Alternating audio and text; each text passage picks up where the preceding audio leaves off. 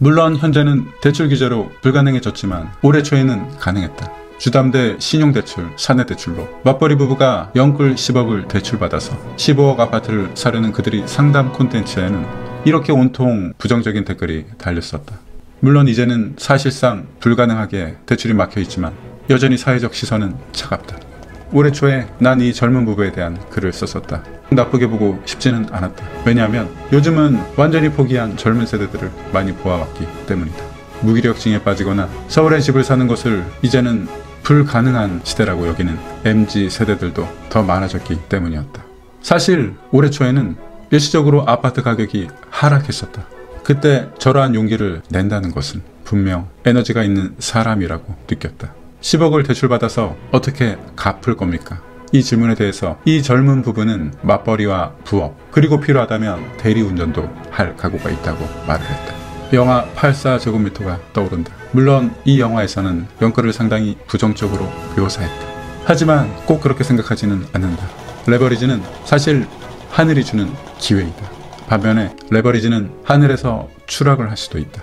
다만 이들처럼 기꺼이 책임지고 각오한다면 레버리지는 무엇보다 가장 빠르게 가는 길이기도 하다. 또한 이러한 대출 조달 능력도 사실 이들이 가진 능력이며 정당하게 사용할 권리도 물론 이들에게 있다. 사실 난 에너지라 생각한다. 어쨌든 자본주의에서는 한 번쯤은 결단을 내려야 한다. 10억을 대출받기로 결심했다면 얼마나 많은 임장을 가보았을까.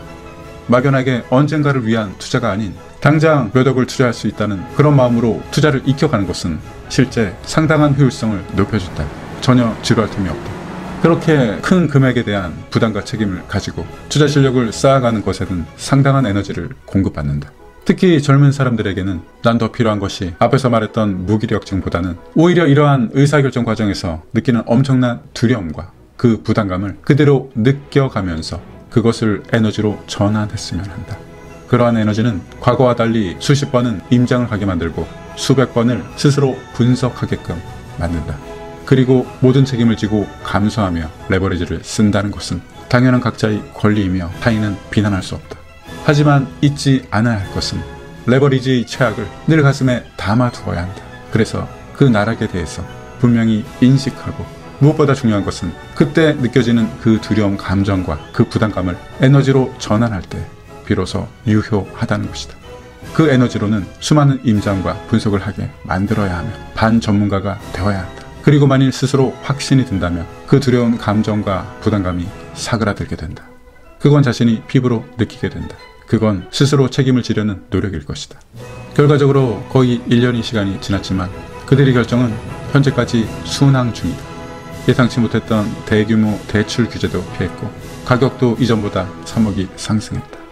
물론 이들의 앞길은 어떤 일이 벌어질지 모를 일일 것입니다. 하지만 레버리지는 늘 스스로 책임지고 감당한다면 이에 대한 혜택 또한 자신이 몫인 것이죠. 영상의 공감 감사합니다.